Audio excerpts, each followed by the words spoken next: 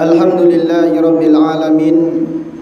Nahmaduhu wa nasta'inuhu wa nastaghfiruh wa na'udzu billahi min sururi anfusina wa min sayyiati a'malina. Man yahdihillahu fala mudilla lahu wa man yudlilhu falan tajida lahu waliyyan mursyida. Asyhadu an la ilaha illallah wahdahu la syarika lahu wa asyhadu anna Muhammadan abduhu wa rasuluhu la nabiyya ba'da. Allahumma salli wa sallim ala sayyidina Muhammad wa ala alihi wa ashabihi wa man tabi'ahum bi ihsan ila yaumiddin. Faqala Allah ta'ala fil Qur'anil Karim, a'udzu billahi minasy syaithanir rajim. Bismillahirrahmanirrahim. Ya ayyuhallazina amanu taqullaha haqqa tuqatih wa la tamutunna illa wa antum muslimun. Fa ya ayyuhal hadirun usikum wa nafsi bitaqwallah faqad fazal muttaqun. Kaum muslimin sedang jemaah Jumat rahimakumullah. Yang paling utama sekali, marilah kita selalu mengucapkan rasa puji dan rasa syukur kita kepada Allah Subhanahu wa ta'ala, yang mana Allah senantiasa mencurahkan rahmatnya kepada kita semua, sehingga pada hari yang mulia ini kita masih diberi kesempatan untuk melaksanakan kewajiban kita, yakni melaksanakan ibadah fardu Jumat secara berjamaah.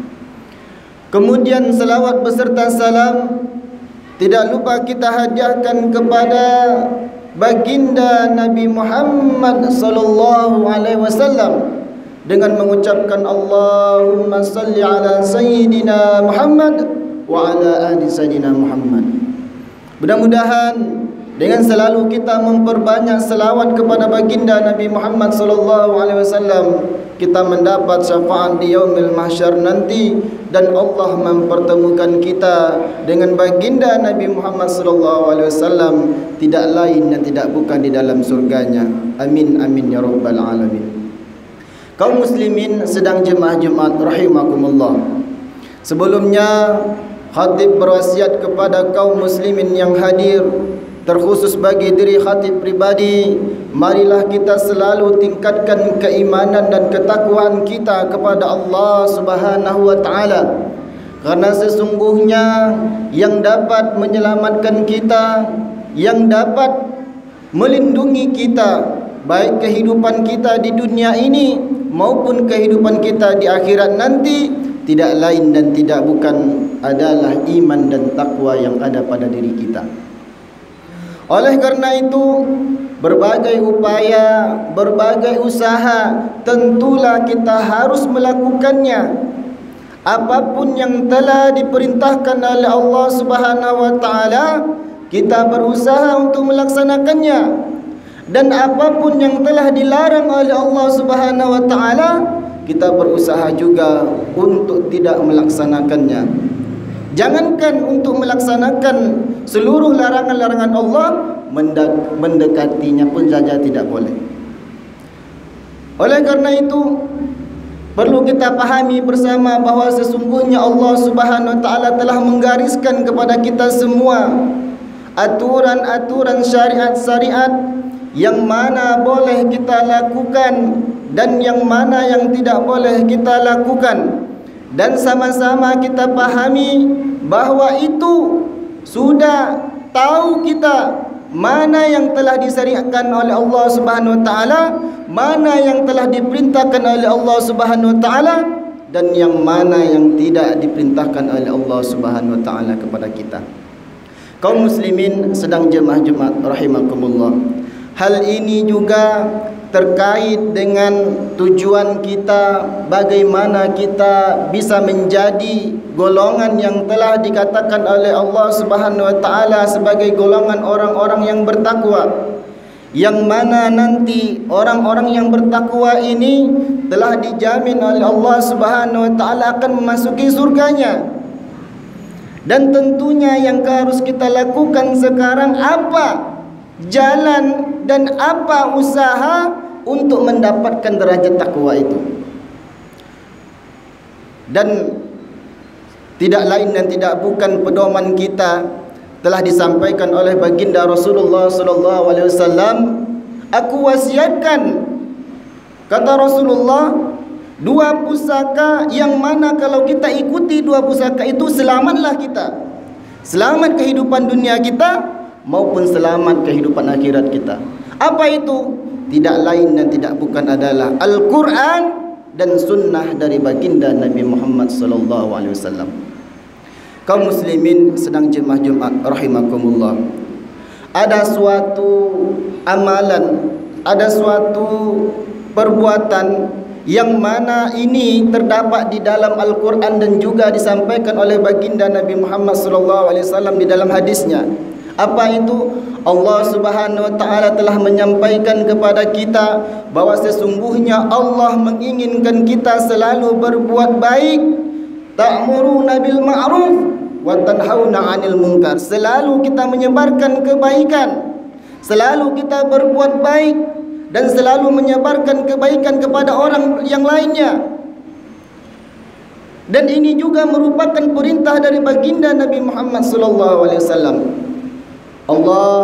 Rasulullah di dalam hadisnya mengatakan, innallaha tayyibun la yuqbala illa tayyiban. Sesungguhnya Allah Subhanahu wa taala itu maha baik dan tidak menerima melainkan yang baik-baik.